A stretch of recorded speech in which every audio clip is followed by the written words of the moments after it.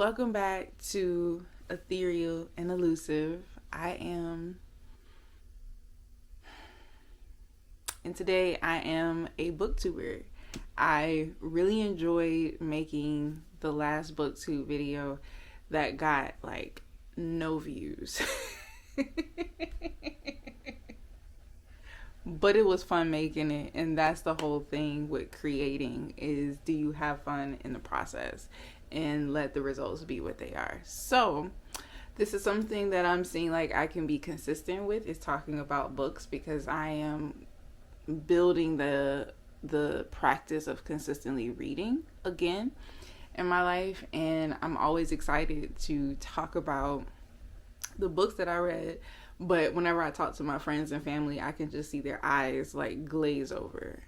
And so I was talking to one of my friends about this book that was just like so crazy. I actually talked about it, I think, in my one and only booktube video of like what I read that month. But I was talking about, it's The First Day of Spring is the name of the book. It's right here on the shelf. And it's a crazy book. And I was talking to a friend about it, and I was like, it's just been on my mind. And she was like, but it's not real.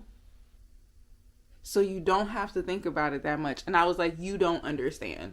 You don't understand.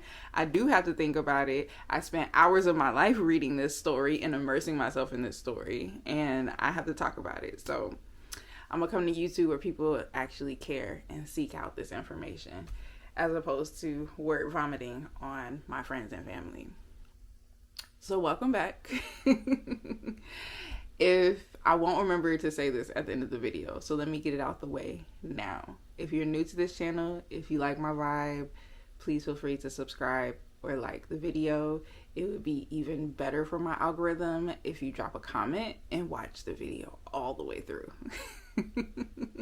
And don't skip the ads. But you can skip the ads because I skipped them. Anyways, so I'm really excited about today's video. It's going to be a book haul. It has a bit of a backstory though. So my mom recently came to visit me in town, and she is the reason why I'm addicted to shopping. We've been shopping together my entire life. We've also been, and when we shop, see, it's really tricky to have a shopping addiction when you're living on a very low budget, very minimal, very demure. And growing up, money has never really been something that we had in abundance. But we still really like to shop. So we would just find little outlets. And so that, i.e., is what got channeled into thrifting. I have been thrifting all of my life, way before it became like popular on social media, or like people like, oh, it's the thrift style or whatever. No, it was my lifestyle before it was cool, but I never felt any type of way about it. I always felt really good. I always thought it was just really cool to take something, to get something that belonged to someone else. I don't know, it just felt like you just feel the character in it, and I feel like it pulls more on your creativity if you can pull together a really cute outfit that's thrifted. Speaking of which, actually this shirt that I'm wearing is thrifted from a Goodwill. In the pants that I'm wearing, but y'all can't see my pants, but they're really cute, I promise you. They're actually a name brand. I'm not gonna name the name brand because I'm not getting paid by them, but it is a really expensive name brand pair of pants. They look brand new, and I got them for like $6 from Goodwill. But anyways, that's an aside. So when my mom came into town, I took her to Goodwill. I took her to a Goodwill that I had never been to. And so I give all this backstory because there is a strategy when it comes to going to a Goodwill. And the strategy is you have to go to a Goodwill that's in a really affluent part of town, because those are the people who are donating to the Goodwill.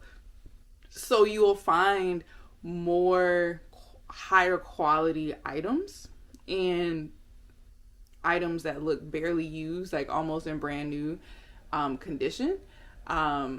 For really good prices if you go to the good neighborhood. So we were in a good neighborhood. I had never been there. We went inside. and it was the cutest Goodwill ever. It's my favorite now. I don't remember how to get back there, but I'm sure I can figure it out. I'm sure I can figure it out. The clothes were just like really hipster chic, my style. I saw this pair of pants that like it was jeans and it had white sunflowers like painted on top of them, and I'm like, yes, the people in this neighborhood are my vibe. But then I went to the book section, and that's when it really turned up because it wasn't a large book selection, to be honest. Like when I first went to the book section, I was like, I'm probably not going to find anything. But the thing with thrifting also is you have to have time and you have to sift through every item in order to find the gems. And so as I was going through the books, I realized a really cool thing, that somebody or multiple people, or maybe it's just the area, but donating to this Goodwill, like somebody or somebody's is queer. Happy Pride Month. Because I found a lot of queer books there, and they were in really great condition. And I've read books that, like, the queer love story was the B plot. Like, it was something in the background that wasn't really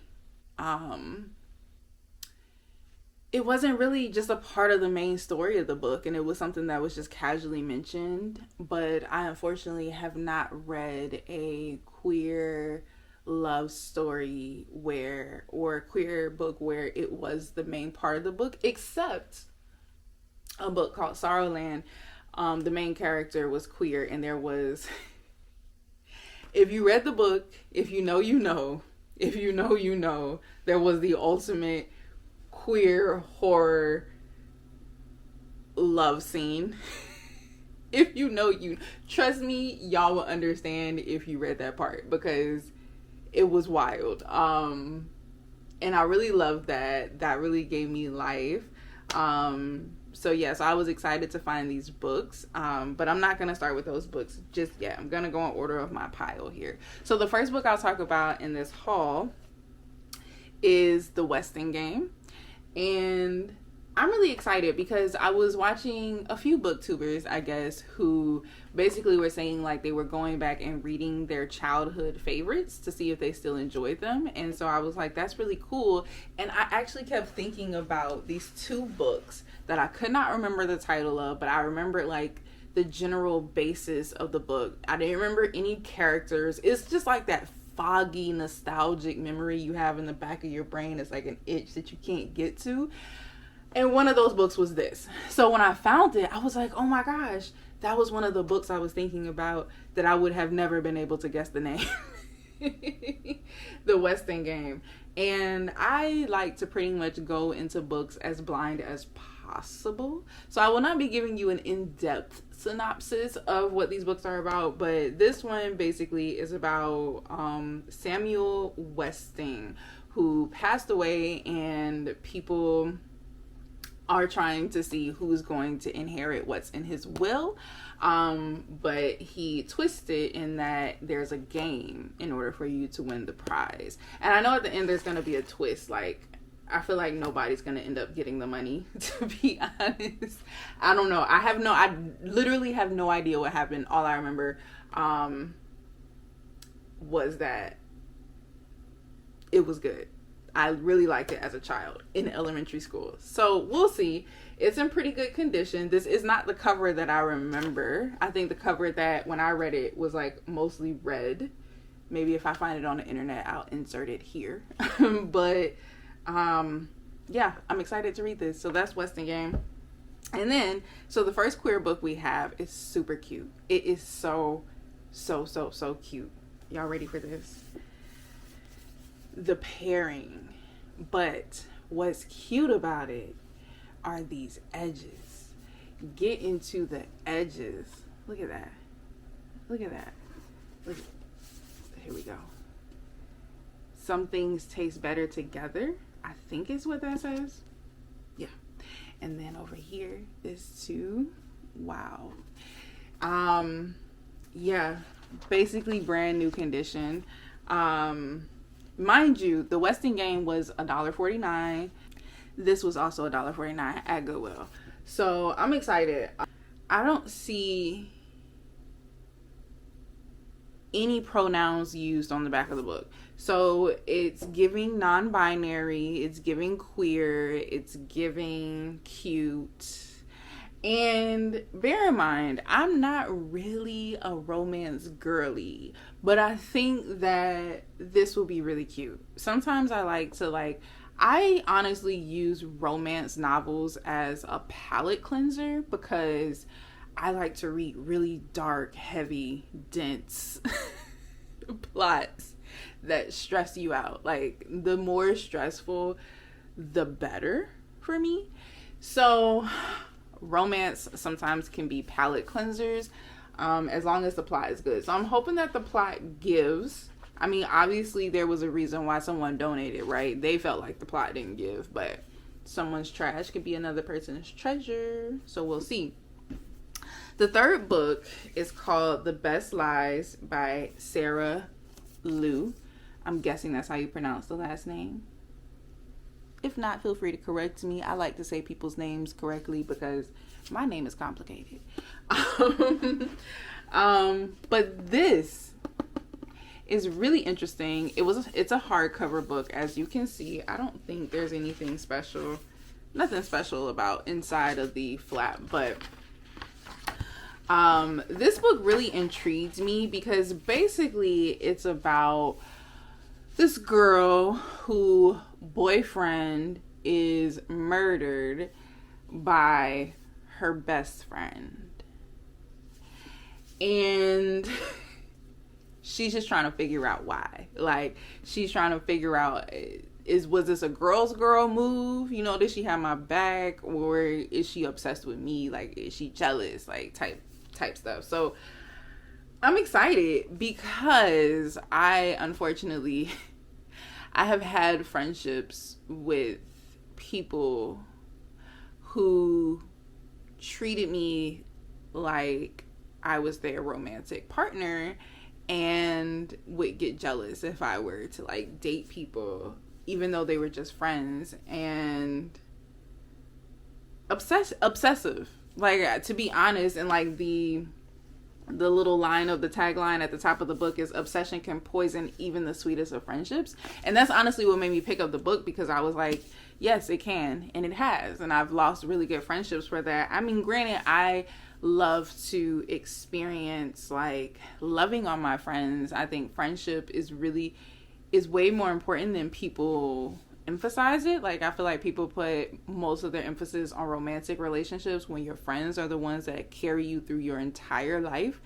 And I believe in pouring into my friends and romancing my friends and buying them flowers and stuff, but there's still like this element of freedom. Do whatever you want. I do all that and I pour all that, but I'm also like, I don't care if you have other friends. I don't care if you like live your life. I want to see you live your life, and I'm here to cheer you on while doing it. But I have been on the receiving end of people who kind of just like attached to me and wouldn't let me live my life.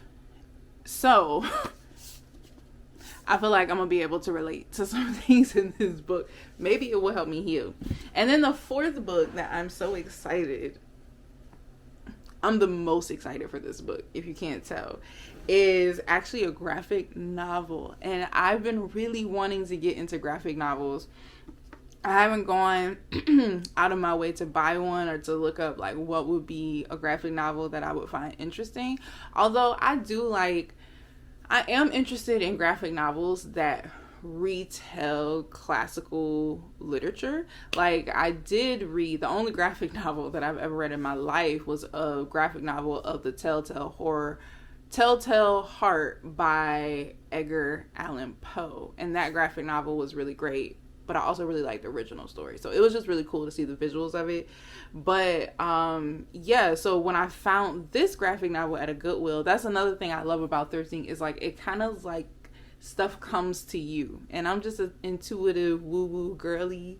So when it came to me, I was like, this is my moment. And it is called Laura Dean Keeps Breaking Up With Me. by Moriko Tamaki and Rosemary Valero O'Connell. So one's the writer, one's the graphic designer, and they both deserve their credit. And this is what the inside looked like. Like, I'm scared to bend it because it's like, whoever had it, I don't think that they read this, because it's like, it's brand new and you can tell the pages are not bent at all.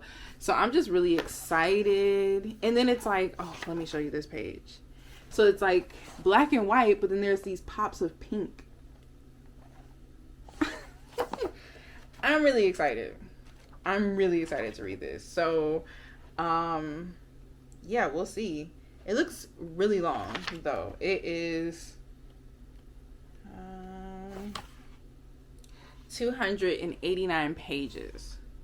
So it's a doozy, but it's also like mostly graphics to take in.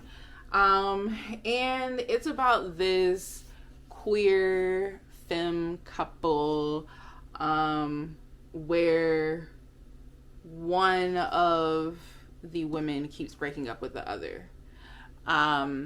She's like a cool girl in school, and she just keeps breaking up with the main character, whose name is Freddie. And Freddie is just like, what am I gonna do? I know this person's probably breaking up with me because they're ashamed of me, but I love them and they're the best thing that ever happened to me. So I'm excited to get into that, even though it sounds really, really toxic. And in total, basically, and this is just an estimate, not including taxes, because the two soft cover, the two paperbacks, were $150 each, $149 to be specific, which would be $3. And then the two hardcovers were $249 each, rounded up to $250. That would be $5. So in total, I got 4 books for $8, and they were all bought by my mother. Shout out to Mom. So that was my Goodwill book haul. Thank you for watching.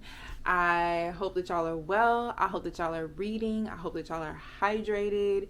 Like I said, if you like my content, as random and sporadic as it is, it's probably going to get a lot more consistent now that I'm like really finding topics that I want to talk about. And I want to keep the vlogs simple. I want to still do, like, I'm currently in the midst of recording a week in my life vlog. So I'm still going to do vlog type content, but I also just want some videos that are really simple for me to put together so I can have more consistency where I'm just sitting here talking and yapping and having a good time and running on vibes. So hopefully y'all will see me a lot more now.